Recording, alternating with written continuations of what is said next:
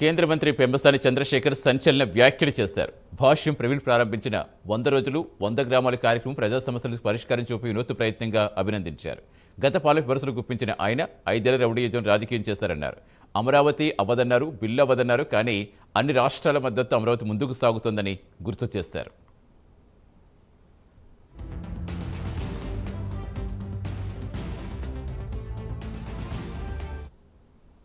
భాష్యం ప్రవీణ్కు టీడీపీలో ఉజ్వల భవిష్యత్తు ఉందన్నారు కేంద్ర మంత్రి రామ్మోహన్ నాయుడు. గత వైసీపీ అంధకార పాలన చూశామన్నారు. కూటమి సర్కారు విజయాలు ప్రజల ముందుకు తీసుకెళ్తున్నామని కేంద్ర మంత్రి తెలిపారు.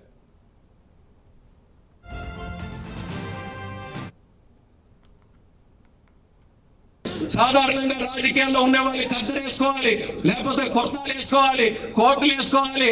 మనోడేమో సామాన్యంగా ఒక ప్యాంటు షర్ట్ వేసుకొని తెల్ల షర్ట్ వేసుకొని తిరుగుతున్నాడు. ఇంకో నానుడు కూడా ఉంది. గుంటూరు కానీ పల్నాడులో రాజకీయాలు చేయాలనంటే రాజకీయాల్లో పిహెచ్డీలు చేయాలని. శ్రీకాకుళంలో చేయొచ్చు, అనంతపూర్లో చేయొచ్చు, నెల్లూరులో చేయొచ్చు, ఎక్కడైనా చేయొచ్చు.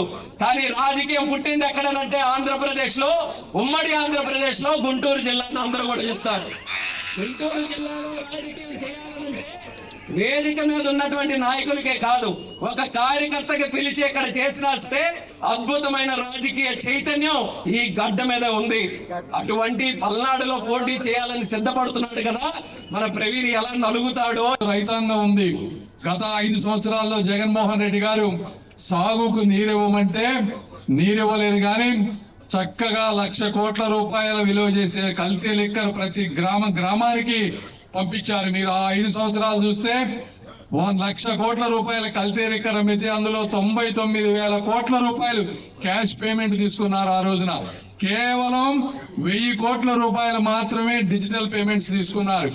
ఈ రోజు చూస్తే మీరు 50%, అంటే దగ్గర 50,000 కోట్ల రూపాయలు డిజిటల్ పేమెంట్స్ జరుగుతూ ఉన్నాయి. కల్తీ మద్యాన్ని అన్నిటినీ కూడా ఒక యాప్ తీసుకొచ్చి ముఖ్యమంత్రి గారు కల్తీ మద్యాన్ని రాష్ట్రంలో లేకుండా చేశారు. ఇసుక విధానం తీసుకోండి. ఆ రోజుల్లో ఈ ప్రాంతంలో ఉన్న ఇసుకంతా కూడా పక్క రాష్ట్రాలు హైదరాబాద్, కర్ణాటక, చెన్నైకి తరలిచ్చారు. ఒక్కొక్క ట్రాక్టర్ దాదాపు 6,000 నుంచి 10,000 రూపాయల వరకు అమ్మారు. ఈ రోజు ఉచితంగా ఇసుక ఇచ్చి ఆ రోజు మీరు పొట్టగొట్టినటువంటి భవన నిర్మాణ కార్మికులందరికీ కూడా ఈ రోజు ఉపాధి కలిగే విధంగా 45,000 కోట్ల రూపాయల వర్కులు అమరావతిలో దేదీప్యమానంగా పొద్దున సాయంత్రం జరిగే విధంగా, అదేవిధంగా గుంటూరు చుట్టుపక్కల ఏ ప్రాంతంలో తీసుకున్నా కూడా వర్కులు జరిగేటువంటి పరిస్థితి ఈ రోజు ఉంది.